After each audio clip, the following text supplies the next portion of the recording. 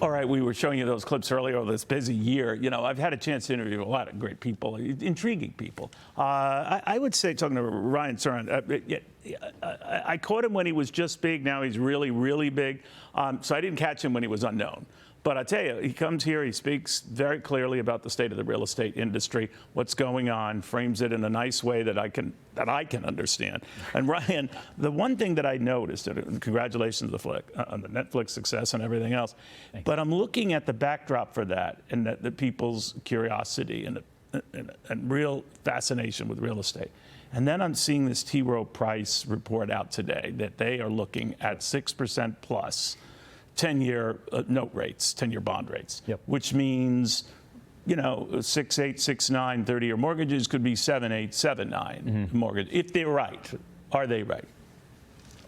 I think so. I don't see any great macro or micro indicators that are pointing to significantly lower rates.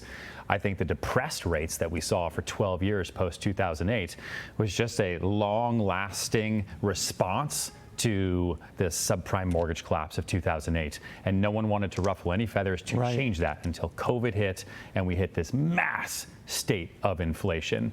The housing market is dictated by only three things, really, which is interest rates, supply, and demand. We know there's demand. There's significant demand. But among a lot of people who can't pay. Sure. I don't think there actually is necessarily a housing crisis the way you see you read about it. I think there's an affordability crisis. I think a starter home is now over $1 million in 237 American cities as of today.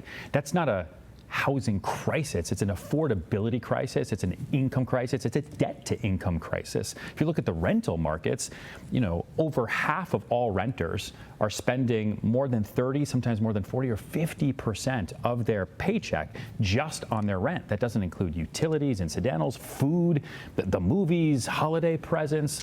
So I think a lot more needs to be done to make the housing crisis something that people can start to talk about as a housing fix, right? And it's about fixing affordability more than anything. Now, the affordability issue comes at a time when prices, especially in the hot areas, Florida, for example, we were mentioning during the break, are not coming down dramatically. And so those people who own those properties are not selling. Correct. And that's a standoff there. Well, I'm trying to find who's available with all of my drones, but it's gotten a little weird recently. Absolutely, yeah. Yeah, listen, luxury markets, as we've seen, like New York City as an example, you know, contracts are up 40% year over year. Who's doing all that buying? A lot more people than you think. There's been a significant amount of money on the sidelines, not just during COVID, but since 2008. To remember, housing pre-08 was a want and also a need. People wanted to own real estate, but then they also they needed it because they were having babies, making moves. And then for about 12 years, housing as an asset class was a need class, right? Or was an investor-based class.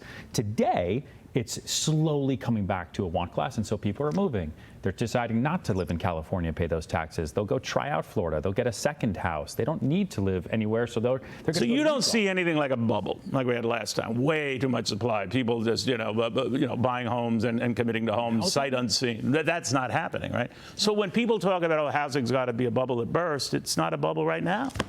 You know how hard it is to get a mortgage? Yeah. The pain it is to get end loan financing for a regular American who's married with 2.2 kids, it is incredibly difficult to get a loan. If that were easier, then potentially, but there's not enough. But it's driven by the very rich, right? Right now? Potentially, that is such a small percentage. But they're the ones paying $50, $100 million for some of these penthouses, and in Florida, God knows what. Correct. Is that sustainable if it's just them? I think it is sustainable in the luxury sector, and the luxury sector is moving incredibly quickly and is typically recession resistant. But is there a trickle down? Because I haven't seen it yet. There is a trickle down if there's more homes. I mean, one of the things that Trump has talked about is opening up federal land. What do you think of that, by the way? I think that the government owns 650 million acres in the United States. That's between federal and state governments. That also includes parks. That's Alaska, that's Idaho, that's Utah. A lot of that is in the South. But we're not going to start building condos at Yosemite, are we? not a Yosemite, but there's a significant amount of unused land. Look at New York City. How many government-owned buildings? So are you'd there? be I think interested in that? If that started and land was clear, you'd be in on that like what?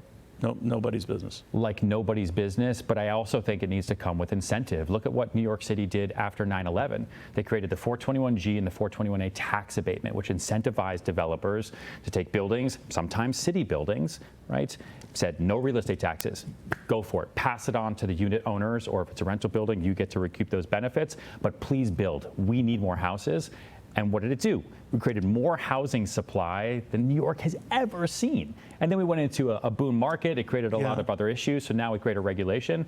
I think if you use that state-owned and government-owned properties, there's a lot we can do to fix housing. Ryan, I lose track of time. You're so good. Ryan Serhant, Serhant, founder and CEO, Netflix star, much more. We'll have much more after this.